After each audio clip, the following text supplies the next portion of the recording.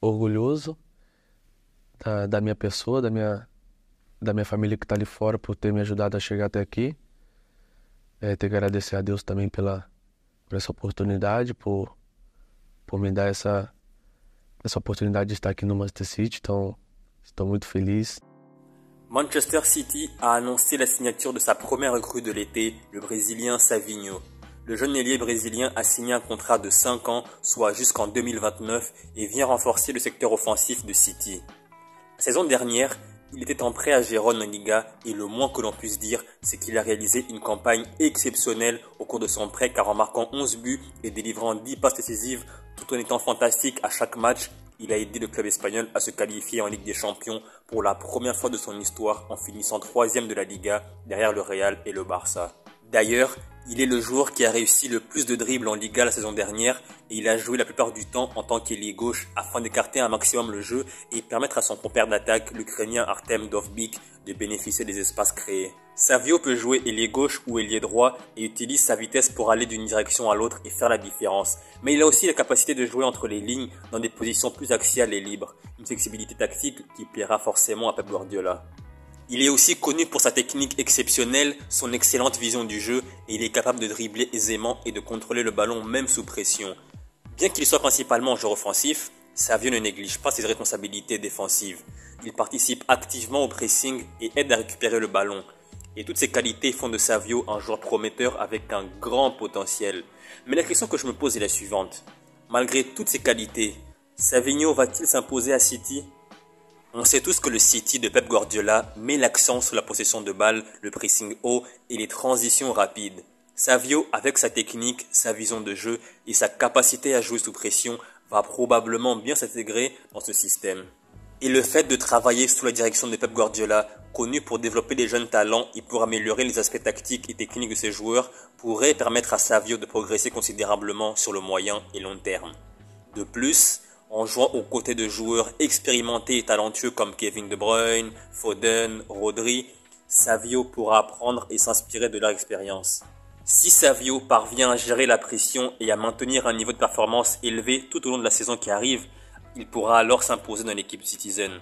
Cependant, il devra principalement faire face à deux situations qui vont se présenter face à lui. Premièrement, il devra s'adapter à un nouveau championnat, ce qui n'est pas évident. Et deuxièmement, comme on le sait tous, la concurrence pour une place dans l'équipe de City est extrêmement dure. Mais avec son potentiel et s'il parvient à surmonter ces défis, alors là, Savio a toutes les chances de réussir à Manchester City. Et en parlant de City, aujourd'hui, pour moi, ce n'est vraiment qu'un avis personnel, City est entre guillemets en fin de cycle. Déjà l'an dernier, des joueurs très importants comme Sterling, Riyad Mahrez ou Gundogan ont quitté le club.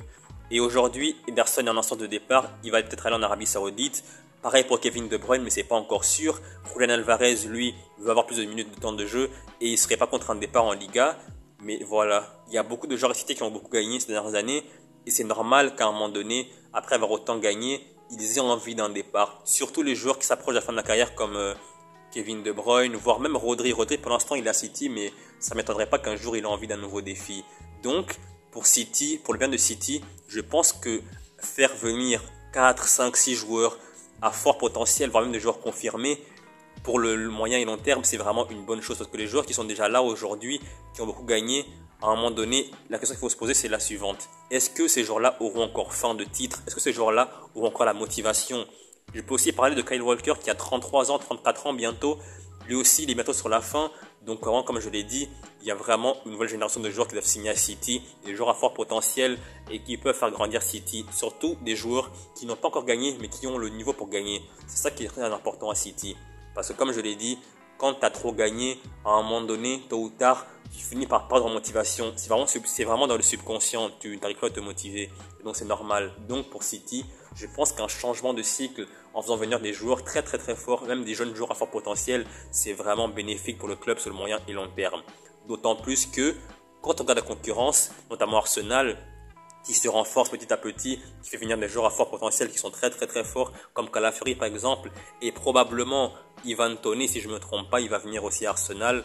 Arsenal sera encore plus fort que l'année dernière, et du coup, comme eux sont très très forts, mais ils n'ont encore rien gagné, ils ont vraiment la dalle, ils ont vraiment la dalle de titre. Et du coup, pour City, c'est vraiment très important de bien gérer le changement de cycle. J'ai parlé des joueurs de City, mais je n'ai pas parlé de Pep Guardiola. On sait tous que son contrat expire en juin 2025 et l'avenir de City sur le moyen et long terme dépend en grande partie de sa décision selon moi. Est-ce qu'il va rester? Est-ce qu'il va partir? Pour moi, honnêtement, s'il décide de quitter City à la fin de son contrat, je pense qu'il y a des joueurs qui vont quitter avec lui. Kevin De Bruyne, Kyle Walker, Rodri ou même Phil Foden, ce sont des joueurs qui pour moi sont liés à Pep Guardiola. Et notamment les plus vieux comme Walker ou De Bruyne, pour moi, surtout qu'ils sont en fin de carrière, je pense qu'ils vont estimer que leur cycle à City est fini et que c'est le moment de partir.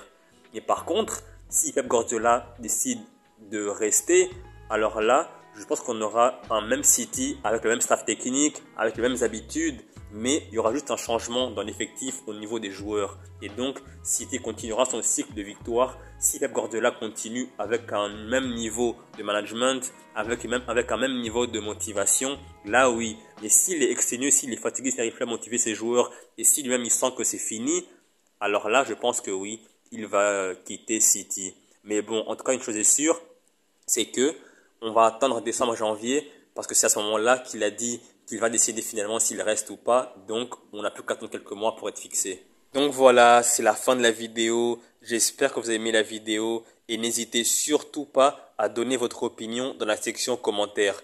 Pensez-vous que Savinho va réussir à s'imposer à City et s'adapter en Première Ligue? Pensez-vous que Pep Guardiola va rester à City sur le moyen et long terme? Et pensez-vous que City va encore être champion d'Angleterre? N'hésitez surtout pas, comme je l'ai dit, à donner votre opinion dans la section commentaires. Salut et à la prochaine!